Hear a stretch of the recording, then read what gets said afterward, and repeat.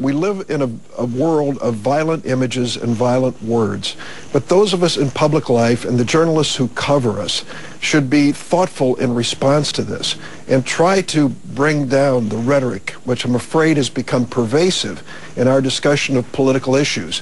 The phrase, "don't retreat, reload," putting crosshairs on congressional districts as targets. These sorts of things, I think, invite the kind of toxic rhetoric that can lead unstable people to believe this is an acceptable response. I don't think, and certainly Senator Durbin can speak for himself, that he was attaching Sarah Palin's now famous crosshairs ad of those congresspeople that she wanted to see defeated.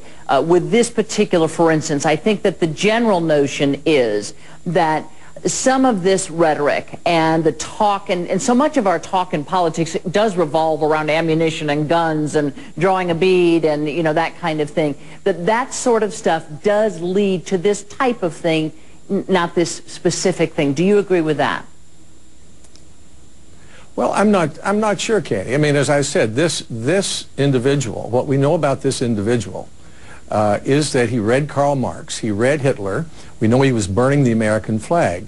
Now, that's not the profile of a typical Tea Party member, if that's the inference that's being made. Let me just ask you as a question separate and of itself.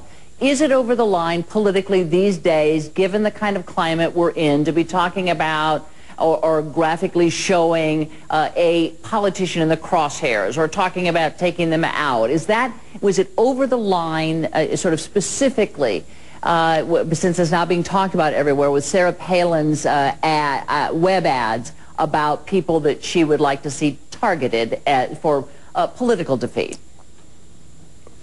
Well, Candy, I think you're responsible by bringing this up, of doing the very thing you're trying to condemn.